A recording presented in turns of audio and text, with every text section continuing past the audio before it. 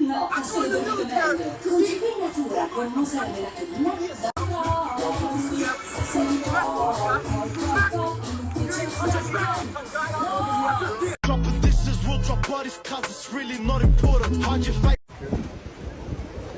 Why are you disturbing it for? Why? Who are you? No. Famous. Are you a police? No. You saying no one fucking knows, yeah? You got sold out. Now I'm here, No, I'm saying no. You want to do bare knuckle? I'll tell you what, your prayers are answers. Me and you.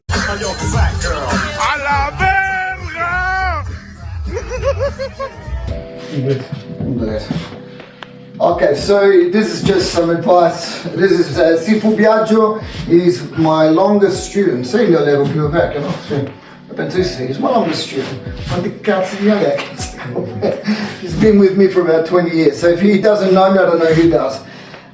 Okay, so some advice I wanted to give, if it can be helpful, is that when you're doing Latsao, right, some people tend to forget the distances. The distances are really important because if you're in a street situation, now when I say street fighting, I'm not trying to be critical of nobody, I'm just saying how it is. But obviously, if you look at a person on the street and we're arguing, usually an argument or a fight starts from a debate. Just look at all the videos. I'll see if I can hook some up in this video here. But if you look at the fightings, they usually start this distance here. And us Italians, we're great because we're always gesticulating with our hands, we're talking blah blah blah. And from here we can be assholes. Because this distance here, which I've always called it the range of 60-70 centimeters, is so fucking dangerous, right? Because from here, look, Luti qua, no, senza qua, siamo qua, metti le mani qua. They say, hey, so what do you want from me, right? Just look, I'll do it slowly. Look at this distance. Bang, bang, bang, bang, bang, bang. This is a dangerous distance from here, bang. Right? I haven't moved forward, you got knees. And even if you're good, like I'm not bad, I can throw some pretty powerful kicks, even at short range here.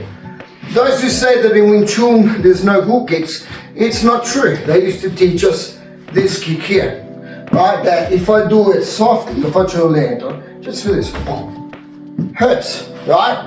So, you know, we did have our hook kicks from our first lineage, right? 1970s. So it's really dangerous. So my question is this, I mean, you need to analyze it. The people that maybe I'll try and give advice to, why do you go do Latsao here? Now you can do Latsao here because long perni, come cazzo si dice, your long wedges, right? They're important, which then actually apply to Bilsi techniques. But nobody fights from here. So it's always something that I used to hassle the teachers. I say, yeah, but when I work security, whereas I can hear people start grabbing it at this range.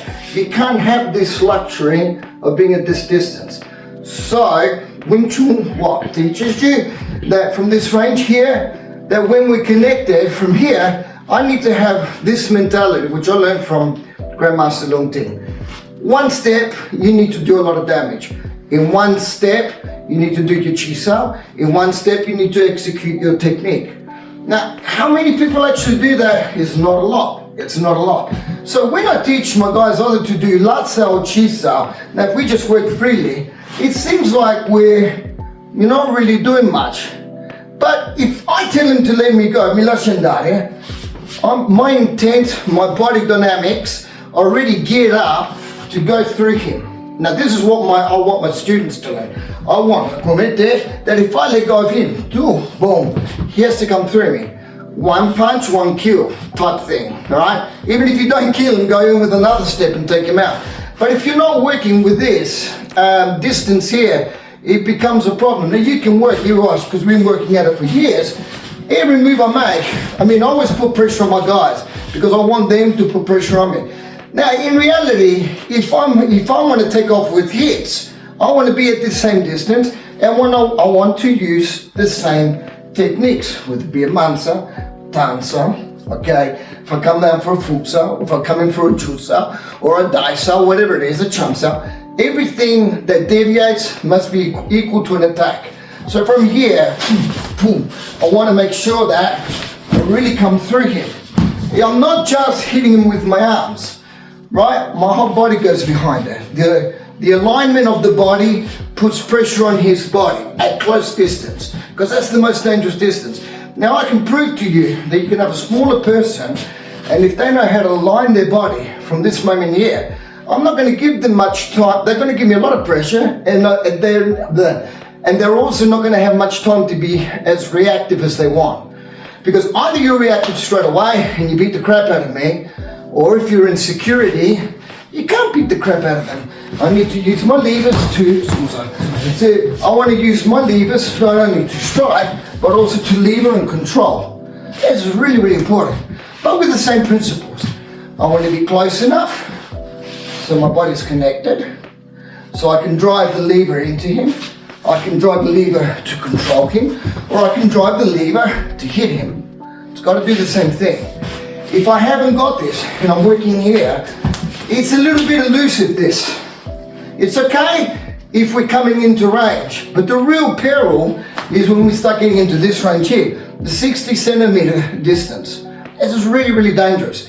And I'll guarantee you on the street, this is the closest range you get, which makes it hard for any fighter, even people that want to go to the ground, unless you're really specialized. Not everybody is going to think, whoop, and come down under. On a street fight, when you're arguing with someone, that's the last thing you think, unless you're specialized, and that's all you do. But if you specialize at this distance here, if he comes under, do something better. I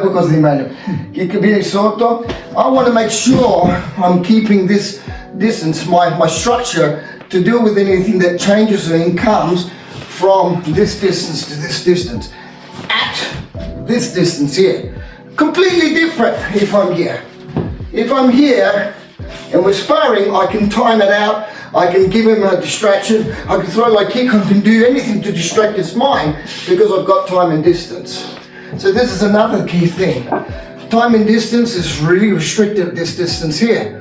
So that's why I break everyone's balls. And when we train, and we can go hard, and we can throw in the punches, and I train them to make sure, that they are reactive and that they are concentrating all their energies towards me. The 3 points of concentration has to be the two arms and the leg. And the fact that you want to step through your opponent. This is probably the biggest thing that I learned in Hong Kong. And if Robin, you're listening, you know what I'm talking about. CJ used to pump this all the time. The first step is the most important. And a lot of the European people don't use the footwork as they should. Footwork, to align your body to make it stronger into your arms, is fundamental. All right, I'm breaking your balls. Thanks, Diageo. Now.